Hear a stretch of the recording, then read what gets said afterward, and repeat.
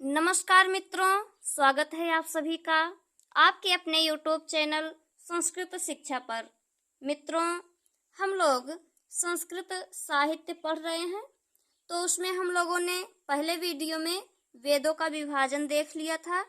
जैसा कि हम लोग जानते हैं, वेदों की संख्या 4 है। वेदों का विभाजन महर्षि वेदव्यास जी ने किया है, जिनका मूल नाम कृष्ण द्वैपायन है। वेदों को अपौरुषेय माना जाता है।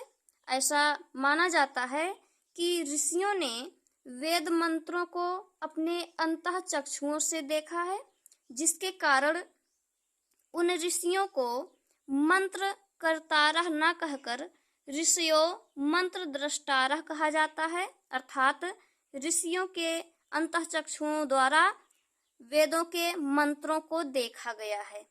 तो मित्रों, वेदों के महत्व के बारे में पढ़ते हैं। तो आचार्य मनु ने मनु स्मृति में कहा है, वेदो अखिलो धर्म मूलम। वेदो अखिलो यानी कि संपूर्ण वेद धर्म का मूल है। संपूर्ण वेद जो हैं वे धर्म के मूल हैं। आगे है नास्तिको वेद निंदकः।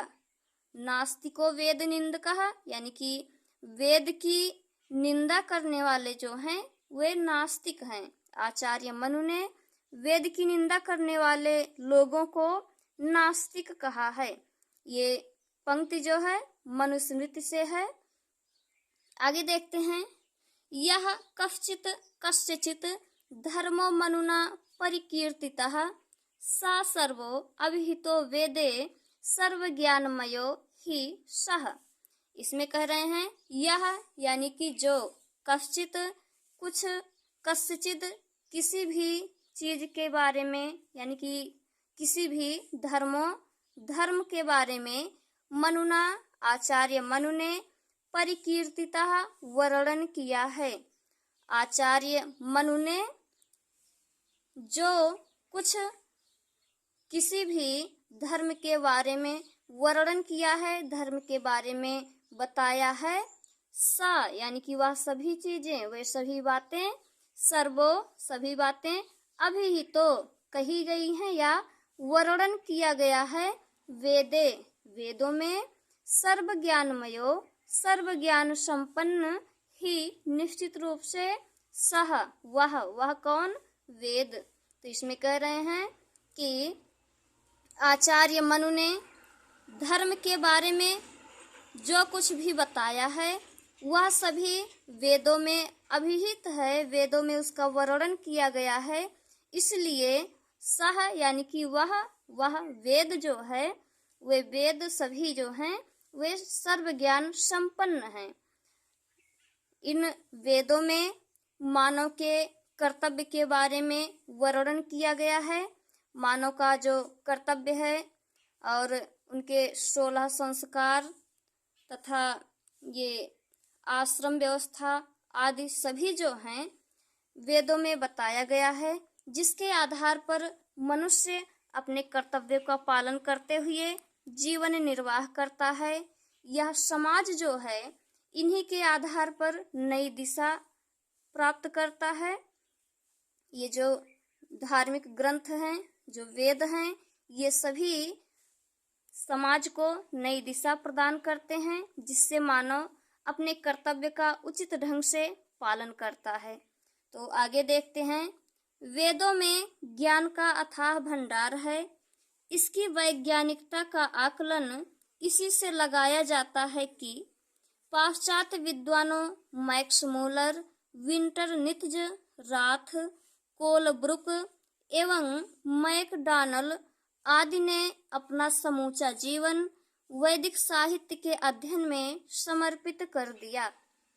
आगे देखते हैं, वैदिक स्वर 3 हैं, जिनका प्रयोग वेदों, ब्राह्मण, आरण्यक एवं उपनिषदों में किया गया है।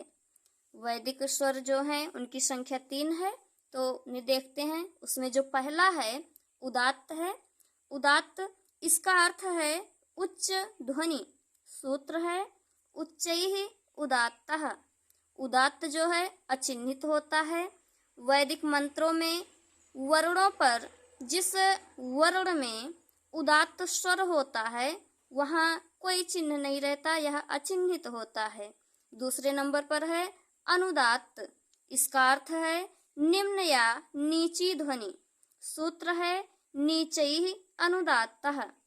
अनुदात्त में वर्णों के ऊपर अनुदात्त में वर्णों के नीचे पड़ी रेखा होती है, यानी कि वैदिक मंत्रों में जिस वर्ण पर अनुदात्त स्वर होता है वहाँ पर उस वर्ण के नीचे इस तरह से पड़ी रेखा होती है।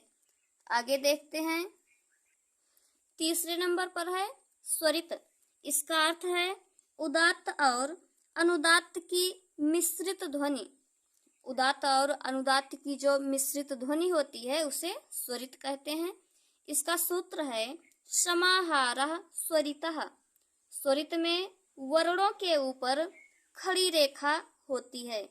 वैदिक मंत्रों में जहाँ पर स्वरित वर्ण होता है वहाँ पर उस वर्ण के ऊपर इस तरह से खड़ी रेखा होती है।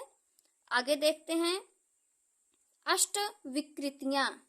वेदों के मंत्रों के उच्चारण तथा उसकी सुरक्षा में कोई अंतर न आए, इसके लिए अनेक उपाय अपनाए गए जिनको विकृतियाँ कहते हैं। इनकी संख्या 8 है जो इस प्रकार हैं।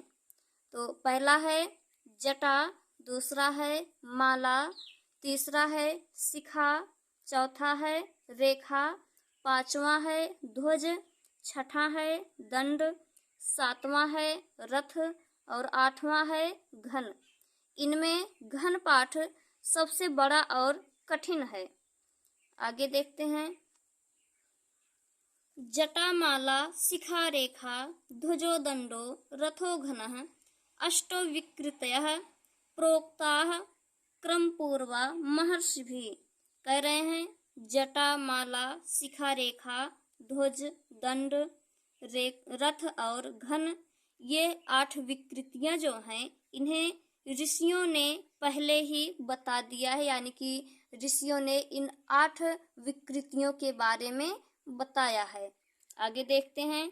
वेदों की सुरक्षा के लिए अपनाए गए इन प्रकारों में, इन उपायों में 5 प्रकार प्रमुख हैं, जिनमें पहला है संहिता पाठ, दूसरा है पद पाठ, तीसरा है क्रम पाठ और चौथा है जटा पाठ, पांचवा है घन पाठ। आगे देखते हैं। कुछ विद्वानों ने वेदों के लिए त्रयी शब्द का प्रयोग किया है, जिसमें ऋग्वेद, यजुर्वेद एवं सामवेद को रखा गया है।